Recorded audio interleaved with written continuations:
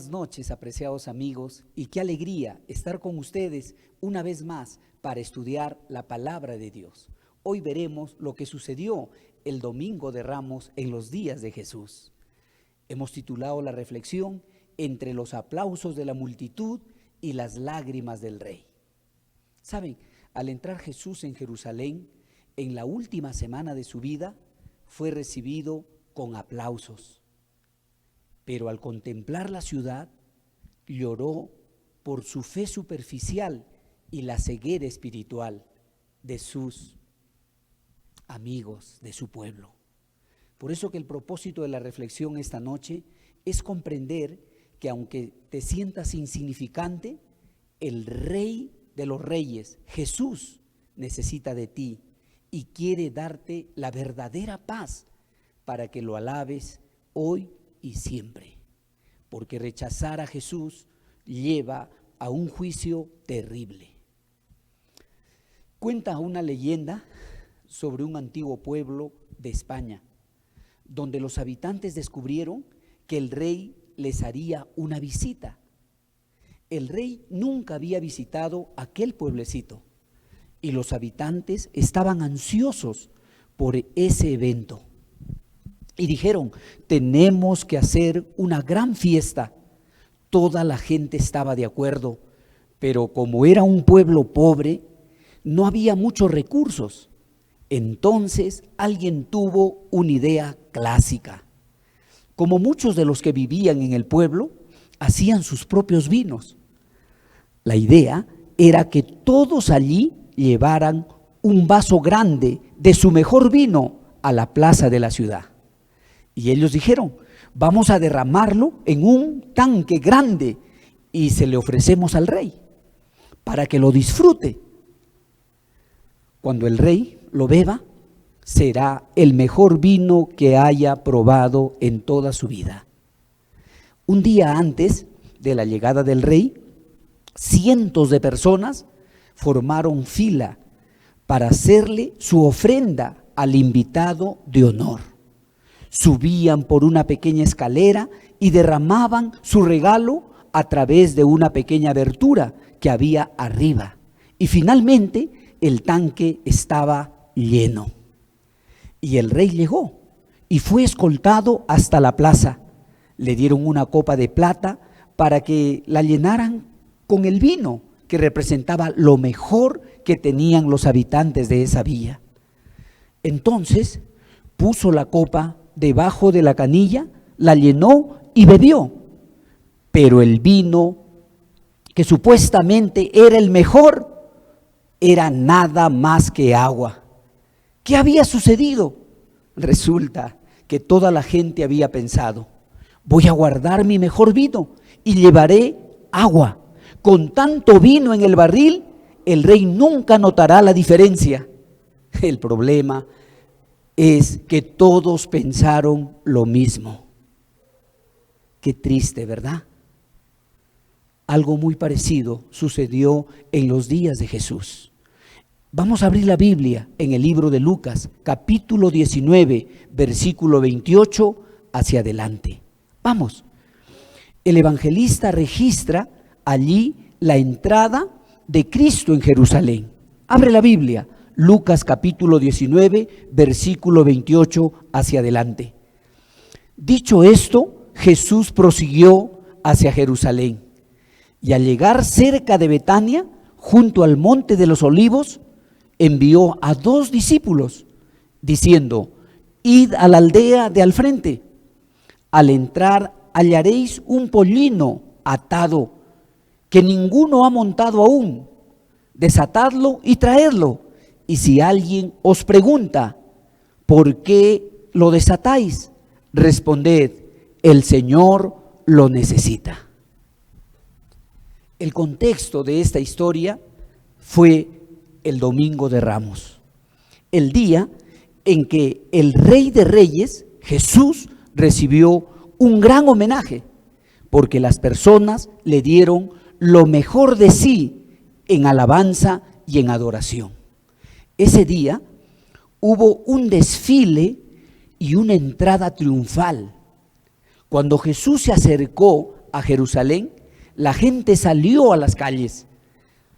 Lo aplaudieron al ver que llegaba. Agitaron hojas de palmeras, extendían sus mantos en el camino y gritaban: bendito el Rey que viene en el nombre del Señor. Gloria en las alturas y en la tierra paz. Pero en medio de los gritos de alegría, de alabanza y de adoración, Jesús miró hacia Jerusalén y lloró. Hoy aprenderemos algunas lecciones de este día de aplausos y lágrimas. Vamos a la primera parte, los aplausos de la multitud. Sí, Jesús entró y una multitud lo recibió. Vamos a leer Lucas 19, versículo 36 al 38.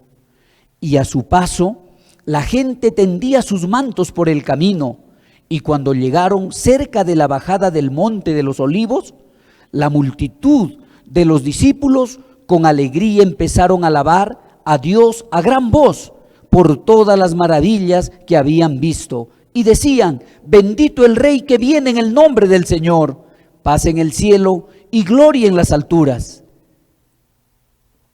¿Sabe? A todos les gustan los desfiles, ¿verdad? Ya sea en un día patrio o en el aniversario de una ciudad.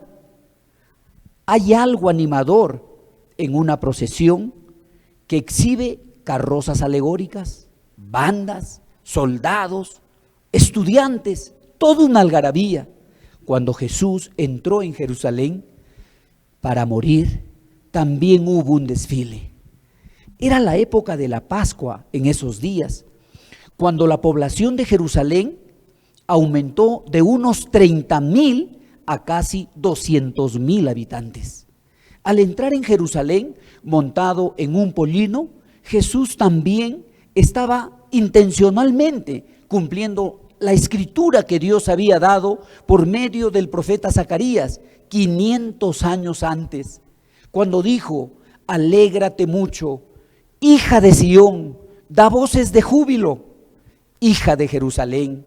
He aquí que tu rey vendrá a ti, justo y salvador, humilde y cabalgando sobre un asno, sobre un pollino, hijo de asna. Zacarías capítulo 9, versículo 9 lo confirma. Jesús entró en Jerusalén como un humilde rey.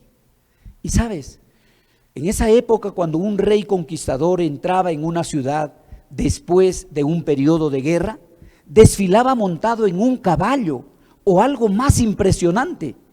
La historia nos dice que Julio César volvió a Roma en el año 45 antes de Cristo en un carruaje de oro tirado por 40 elefantes y muchos prisioneros.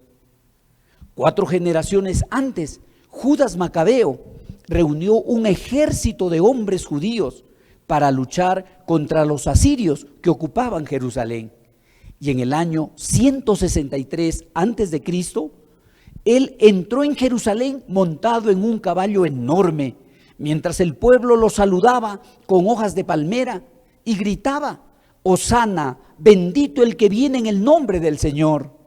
Ellos limpiaron el templo, quemaron incienso, ofrecieron sacrificios y encendieron un enorme candelero que estuvo encendido durante 8 días.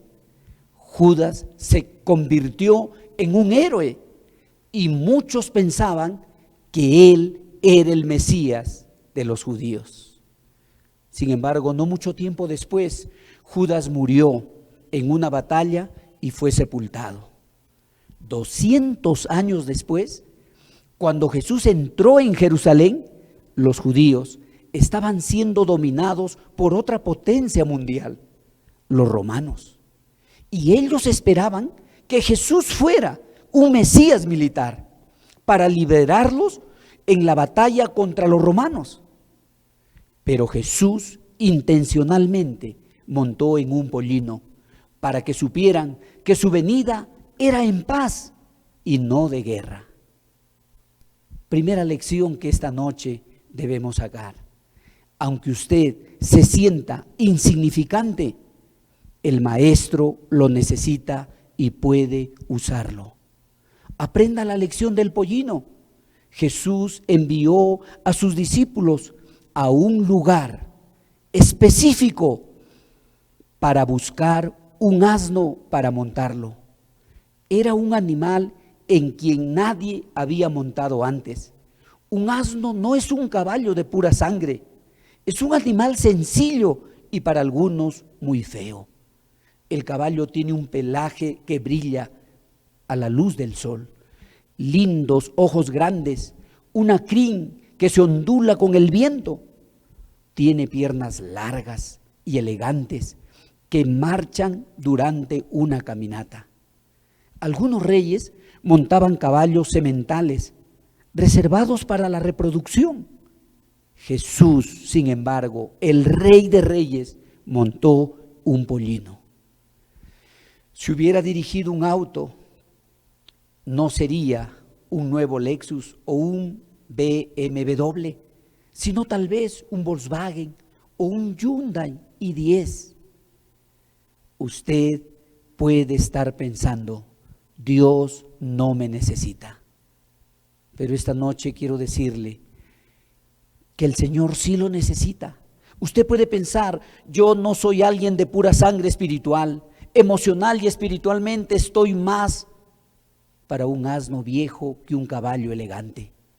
Pero la Biblia dice en 1 Corintios capítulo 1 versículo 27, sino que lo necio del mundo escogió Dios para avergonzar a los sabios, y lo débil del mundo escogió Dios para avergonzar a lo fuerte.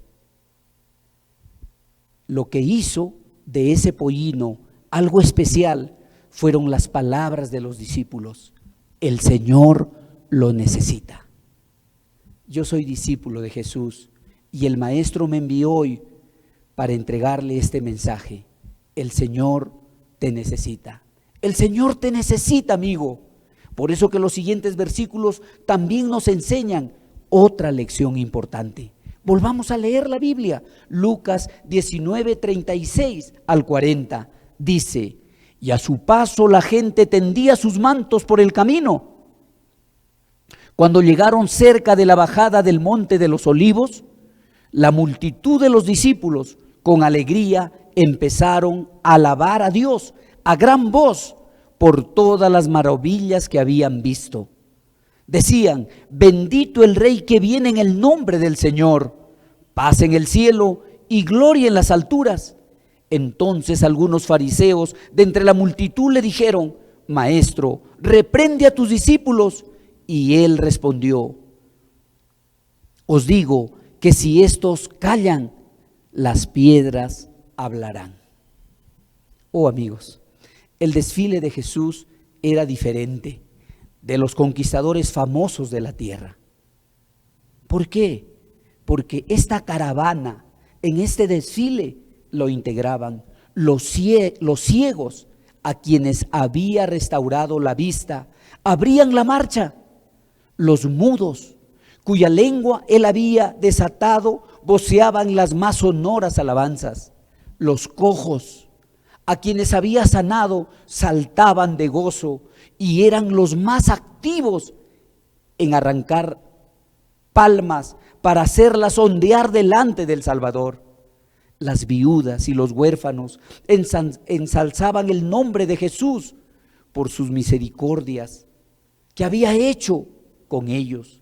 Los leprosos, a quienes había limpiado, extendían a su paso sus inmaculados vestidos y le saludaban al Rey de Gloria. Aquellos a quienes su voz había despertado del sueño de la muerte estaban entre la multitud. Lázaro, cuyo cuerpo se había corrompido en el sepulcro, pero que ahora se gozaba de la fuerza gloriosa de la vida, guiaba a la bestia de la cual cabalgaba el Salvador. Qué manera brillante de describir Helen White. El versículo 38 nos dice que las personas gritaban y cantaban alabanzas a Jesús en voz alta. Entonces, en el versículo 39, los fariseos les dijeron a Jesús, que reprendiera a sus discípulos.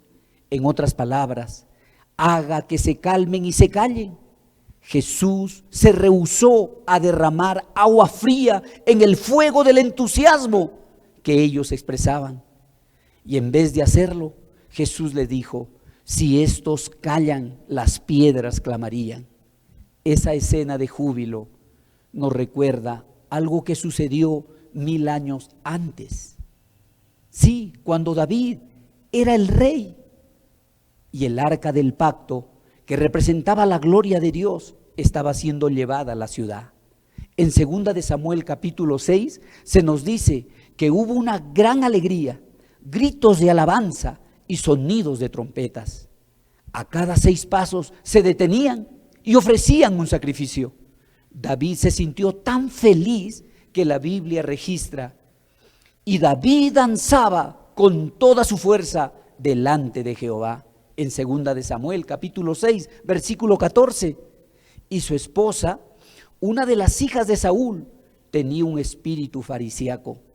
Ella criticó y dijo que estaba haciendo un papel de tonto. David, sin embargo, le dijo que no dejaría de celebrar delante de su Señor y sería más enérgico en su alabanza. ¿Sabes? Siempre existirán personas que intenten impedir que alabemos al Señor, como la esposa de David. Sin embargo, aquí hay una gran lección: no permita que nadie le desaliente de alabar al Señor. Sí, amigo, sí, amiga, que nadie te impida alabar al Salvador. ¿Permitió usted que alguien silenciara alguna vez su alabanza? No permita que las personas lo intimiden o presionen para silenciar su testimonio en el aula de clases, en el trabajo, en tu barrio, en tu país o entre amigos. Alabar al Señor no es solo algo que usted hace en la iglesia, es una actitud constante. De hecho, si usted no alaba al Señor fuera de la iglesia, fuera de su hogar, después viene aquí y alaba al Señor, usted no está siendo sincero. Una vida de alabanza es una actitud diaria, constante, permanente, por donde vamos. Entonces, mi amigo, alabe al Señor, aunque los fariseos le digan que se calle. Ese día fue un día de aplausos, pero también fue un día de lágrimas. Por eso que la segunda parte de esta reflexión es las lágrimas del rey. ¿Por qué Jesús lloró? Vamos a ver en Lucas capítulo 19, versículo 41 al 44. Abre la palabra del Señor. Y cuando se acercó y contempló la ciudad, dijo llorando: oh, si al menos conocieras en este día lo que toca a tu paz, pero ahora está encubierto de tus ojos. Vendrán días sobre ti en que tus enemigos te cercarán con baluarte, te sitiarán y de todas partes te estrecharán. Te derribarán a ti y a tus hijos que estén dentro de ti, y no dejarán en ti piedra sobre piedra, por cuanto no conocisteis el tiempo de tu visitación. Qué triste, ¿verdad? Jesús lloró. Cuando el desfile de Jesús se acercó a la ciudad, en medio de gritos y hosanas, hubo un sonido de lamento, un lamento agonizante en el corazón partido de Jesús. Jesús estaba llorando en su propio desfile. En el funeral de su amigo Lázaro, Jesús lloró. La palabra griega usada en ese escenario era dacruo, lo que significa un llanto silencioso, una lágrima que corría por su rostro. ¿Has vivido así alguna vez, verdad? Cuando perdiste un ser querido, apenas una lágrima, pero gran dolor sentiste en tu vida, en tu corazón. Sin embargo, en Lucas 19 es clayo, que significa un llanto fuerte, un lamento. Usted casi lo puede escuchar cuando dice la palabra clayo. ¿Y por qué? ¿Por qué Jesús lloró ese día de esa manera? Aquí están por lo menos dos razones. Primero, Jesús lloró por causa de la creencia superficial de su pueblo, la creencia superficial de la gente. En el versículo 45, después de este pasaje, Él volcó las mesas de los cambistas. Antes de finalizar la semana, los aplausos de la multitud se transformarían en pifias. ¿Por qué?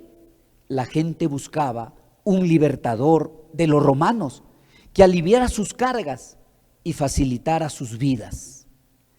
Hoy Jesús debe llorar cuando ve el nivel superficial del comportamiento en nuestras vidas. Muchos buscan iglesias solo para beneficiarse con un milagro. No investigan la Biblia en busca de la verdad. Otros van a la iglesia el sábado o el domingo y cantan aleluya, te alabamos, y después crucifican a Jesús con su deshonestidad, con su lenguaje y hábitos sucios durante la semana. ¿Por qué lloró Jesús? Segunda razón, Jesús lloró por la ceguera espiritual de su pueblo. El corazón de Jesús se partió porque los judíos no pudieron comprender, no lo reconocieron como Mesías. Y Él dijo: oh, si también tú conocieses, a lo menos en este tu día, lo que es para tu paz, mas ahora está encubierto a tus ojos. Entonces Jesús pronunció una profecía sorprendente que se hizo realidad 40 años después. Al mirar hacia Jerusalén, pudo ver una escena terrible en la que la ciudad santa era cercada y quemada. La previsión de Jesús se cumplió exactamente en el año 70 después de Cristo, cuando el general romano Tito sitió la ciudad. Durante 40 años después de la resurrección y ascensión de Jesús al cielo, los judíos continuaron rebelándose contra Roma, hasta que el ejército romano finalmente decidió atacarlos.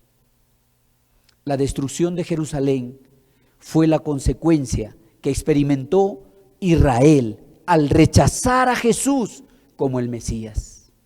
Por eso Jesús lloró, porque su pueblo era superficial, su vida era superficial. Usted nunca conocerá la paz hasta que le entregue su vida a Jesús. Jesús lloró porque los judíos pensaban que la liberación de los romanos le daría paz a la nación, pero estaban equivocados. Él dijo: si conocieran lo que les daría paz. Jesús enfatizó: si conocieran lo que les daría paz. Estaba hablando sobre Él mismo, solo Jesús podía darles la paz. Jesús lo dijo: mi paz os dejo, mi paz os doy. La paz también es incomprendida muchas veces. Hoy, miles de personas hoy marchan por justicia, marchan por igualdad y por la paz.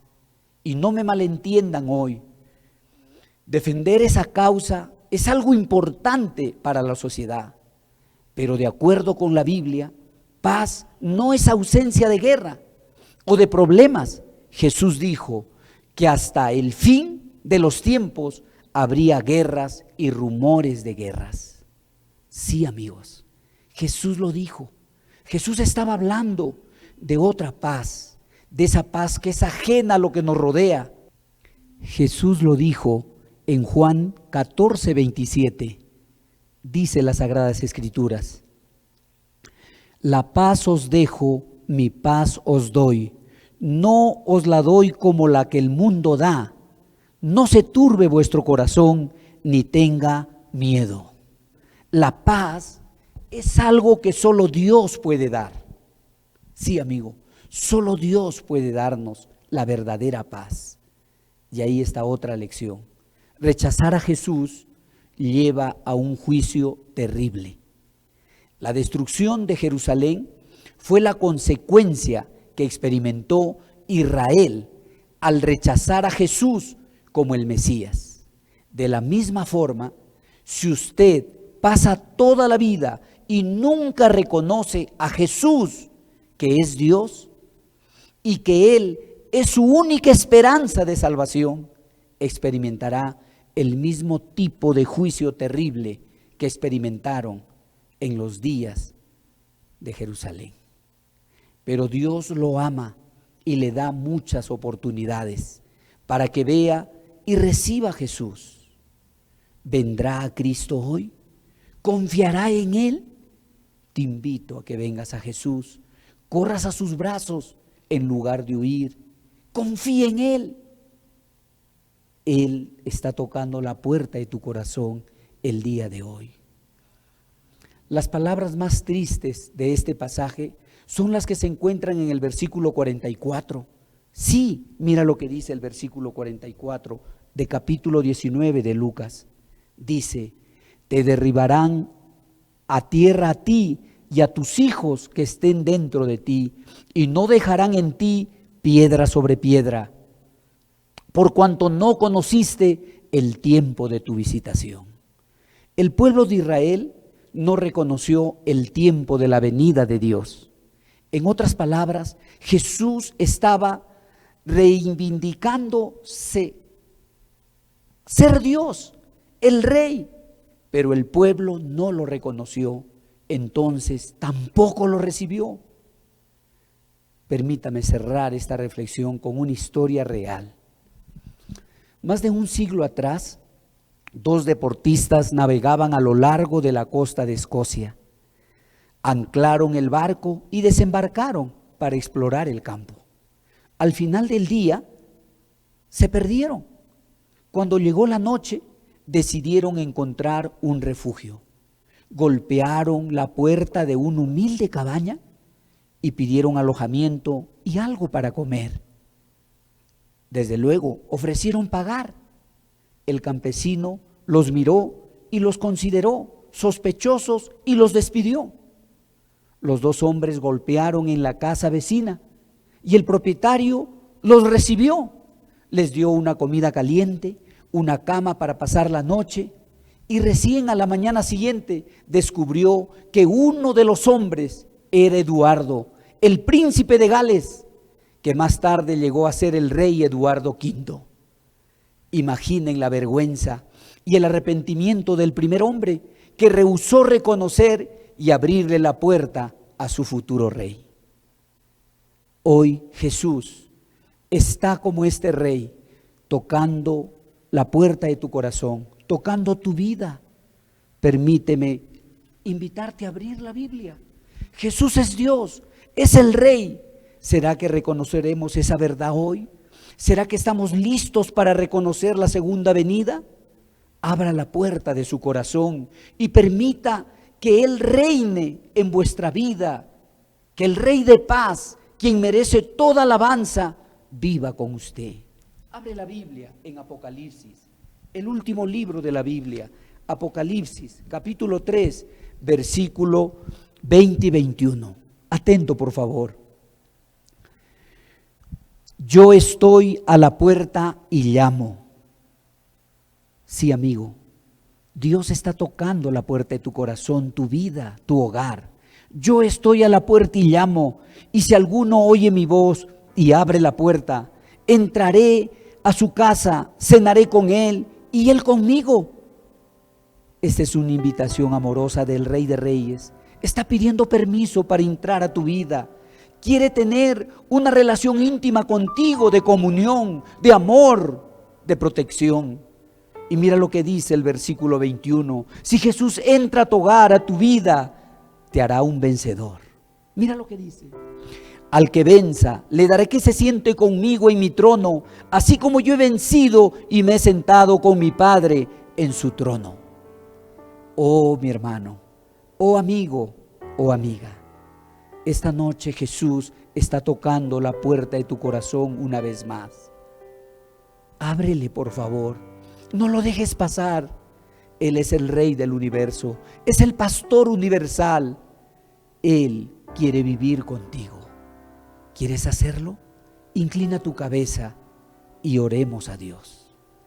Padre nuestro que estás en los cielos, santo y glorificado sea tu nombre. Esta noche te agradecemos por tu palabra. Te agradecemos por venir y morir en la cruz por nosotros. Y hoy, Señor, nos haces la invitación de abrir nuestro corazón, nuestra vida, porque el príncipe, el Rey de Reyes, Jesús, quiere habitar con nosotros. Te abrimos la puerta de nuestro corazón, te abrimos nuestra vida, mora con nosotros, transforma nuestro corazón, guía nuestra vida y haznos victoriosos en Jesús, para que cuando vengas podamos morar por la eternidad junto a nuestro Salvador. Oramos en el nombre de Jesús nuestro Señor. Amén.